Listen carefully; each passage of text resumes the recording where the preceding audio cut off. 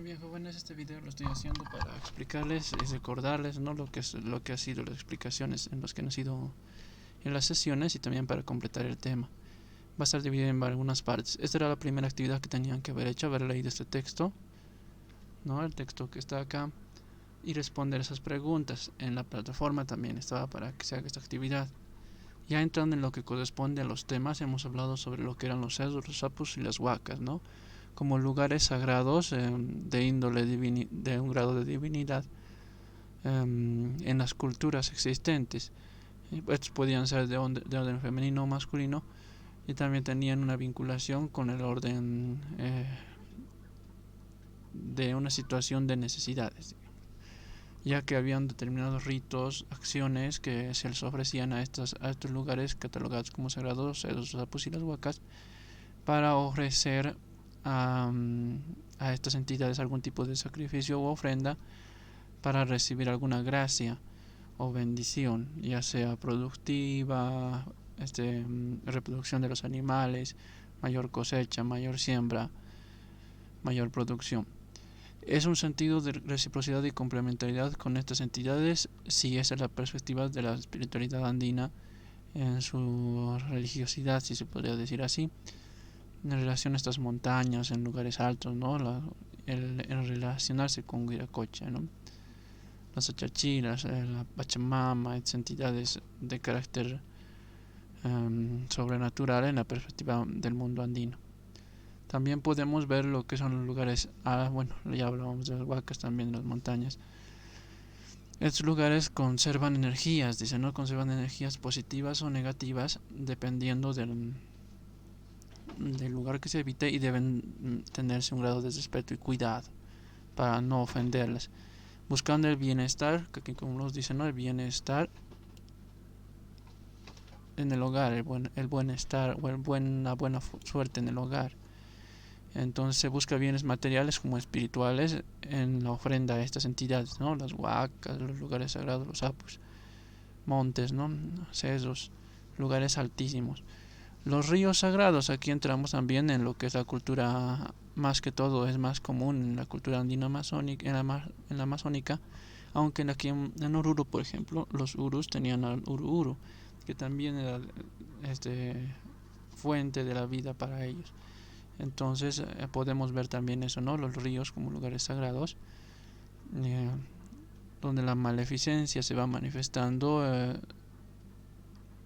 queriendo apartarles, digamos, del obrar bien, y también como entidades positivas, ¿no? Entonces ahí se encuentra lo que es la buena pesca, los pescados limpios, el vivir bien en armonía, cuidando la naturaleza, cuidando estos lugares que para nuestras culturas son sagrados, y que para los que somos cristianos deben ser lugares de mucho cuidado y de respeto, porque son creación de Dios. Ya, hay que entender ese punto muy bien luego. Luego nos dice también el texto sobre lo que es el vivir con la naturaleza, con la tierra, en un ciclo equilibrado para cuidar, no destruirla. Ya, entonces las aguas son como la sangre de la madre tierra. Esto es importante para que se acuerden, porque si vamos a hablar de las culturas o la forma espiritual de nuestras creencias, en nuestro contexto cultural, tenemos que tener en cuenta eso, ¿no?, que las culturas entienden que el agua es la sangre de la Pachamama, de la madre tierra. Para el cristianismo el agua es vida también, por eso ahí entra también en juego lo que es el sacramento bautismal, ¿no?, el Cristo derramando incluso en su pasión sangre y agua de su costado. Entonces el agua para el cristiano también es símbolo de vida, ¿ya?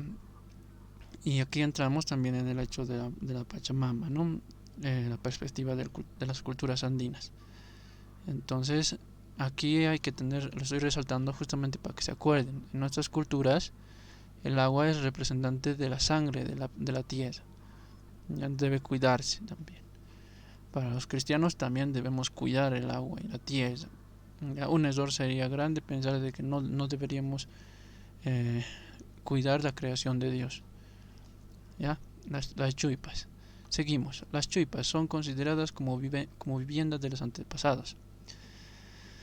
En las sesiones virtuales habíamos hablado de estos lugares, ¿no? Lugares donde se entendía como donde se sepultaba a los que ya habían muerto incluso, eh, donde se encontraban incluso momias momificadas, donde se encontraban sitios de carácter espiritual, ya, de los difuntos.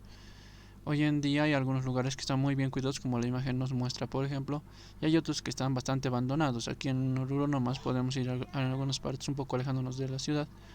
Hay lugares donde todavía están estos lugarcitos, las chuipas, pero ya no están bien cuidadas.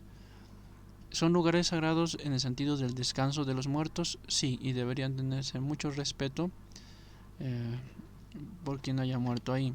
Tristemente, si no hay el debido cuidado de la comunidad, estos lugares pueden llegar a ser hasta vandalizados, incluso para hacer rituales malignos, ¿no? Entonces, estos lugares eran usados en nuestras culturas para ir a encontrar iluminación, si se podría decir, o encontrar soluciones a sus problemas, ya que la gente sabía ir a pedir consejo o a clamar a sus antepasados a estos lugares, ¿no? Con la esperanza de recibir algún grado de revelación o alguna conciencia de lo que estaba haciendo. Ya esta chuipa, por ejemplo, está en Carangas, Oruro, también es de Oruro, pero estaba bastante bien cuidado. Hay otras que no. Seguimos. Las illas. Ya leíamos en el texto de la primera actividad sobre las illas, ¿no? En objetos sagrados que son comprendidos para proveer algún bienestar. Ya las illas. Podríamos decir que son como objetos a los que se les cree de alguna prosperidad, de algún beneficio. Podríamos allí entenderlo como los amuletos que dicen, ¿no? En el sentido occidental, los amuletos, que vos tienes esta cosita, la cuidas, la proteges y te va a proveer de cosas. Podríamos caer incluso en el contexto bíblico, en lo que podríamos decir con ídolos, digamos, porque son objetos hechos en piedra o en algún material con un sentido sobrenatural, ¿no? Estos objetos, aunque no todos son hechos, ¿no? A veces son producto de la naturaleza, incluso como veíamos en el texto de arriba, o sea, es una piedra que ha tomado una cierta forma y a ese objeto se le atribuyen características sobrenaturales. Ya, entonces aquí nos está mostrando eso, las sillas como una forma de relación, ¿no? Con algo sobrenatural, que pueden proveer incluso lo que nos dice el texto, la multiplicación de los hijos o multiplicación de la o fertilidad, digamos, de los animalitos que tenemos en nuestros lugares de trabajo, digamos. Entonces en otras comunidades puede haber quienes no están pudiendo tener muchos animalitos, que quieran tener más animalitos, entonces los conciben como proveedores de fertilidad para los animales, como nos dice el texto, ¿no? Estas sillas pueden volverse proveedores de fertilidad para los animales. ¿Ya? Entonces, eso hay que también tener en cuenta. Lo mismo llega a pasar con las personas que alguna vez no pueden tener hijos, digamos. En las culturas andinas, las illas pueden ser objeto también para que los seres humanos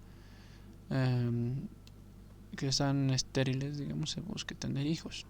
Entonces, esa era la perspectiva, digamos, de algunas illas, ¿no? Para que la familia prospere, ¿no?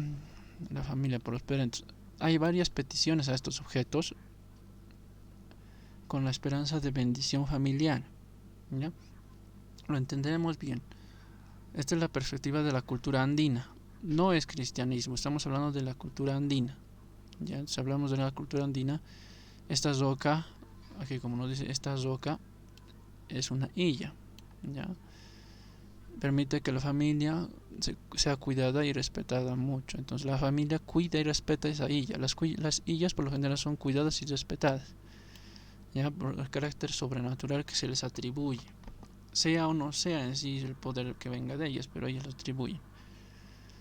Ya entrando en el sentido bíblico podríamos decir muchas cosas, pero vamos a enfocarnos en la perspectiva de la espiritualidad andina. Ya, las sillas, según las creencias de las comunidades, son agradecidas, veneradas por, aquí está, agradecidas y veneradas por medio de ritualidades. Ya, en otras culturas también existe ritualidad, ya, formas de hacer algunas cosas para vincularse con lo sobrenatural, con lo divino o lo espiritual. ¿Ya? Según el anuncio del maestro Yatiri, aquí entran los representantes espirituales del mundo andino. Esto es muy importante, esto se los voy a poner en otro color para que se acuerden. ¿Qué pasa aquí? Ya.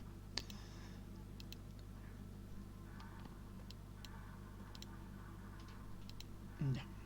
El Yatiri es el maestro espiritual en el mundo andino. Digamos que es como en el cristianismo tenemos sacerdotes. En la espiritualidad andina tenemos al Yatiri. Ya, el Yatiri como una entidad o una persona que tiene vínculo con lo espiritual. Ya, el Yatiri, en algunas comunidades occidentales, digamos en la Amazonía está el chamán. Ya, entonces aquí tenemos al Yatiri, en la cosmovisión andina tenemos a los Yatiris. Ya, entonces estos Yatiris tienen esa capacidad de conectarse con lo sobrenatural o lo espiritual. Y ellos son los que se realizan los determinados rituales. Ya, como nos dice el texto, permiten la interacción de los rituales y la convivencia mutua en relación a la paridad y la armonía de los seres humanos y lo divino. Aquí estamos viendo lo que entienden ellos, seres humanos y lo divino. Ya. Entonces, para ellos, las illas, la Pachamama, los otros objetos, los montes, los ríos, todos tienen un carácter divino. Por eso dice, el Yatiri se encarga de esa relación o equilibrio con lo divino. ¿Ya? Con lo divino. El ser humano con lo divino. Algunas sillas son usadas como amuletos. Aquí les voy a decir amuletos de buena suerte. ¿Ya? Amuletos de buena suerte. Entonces aquí podemos ver, por ejemplo, algunas sillas, ¿no? Aquí nos muestra la imagen de algunas sillas. Amuletos de buena suerte para fortuna y bienestar material.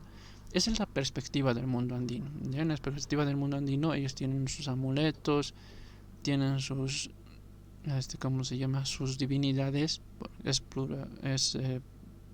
politeísta técnicamente. Si usamos términos para explicar esto, sería una cultura con una espiritualidad politeísta, porque tienen varias divinidades. Esas divinidades tienen un tipo de relación, un tipo de rito que es realizada siempre por un Yatiri.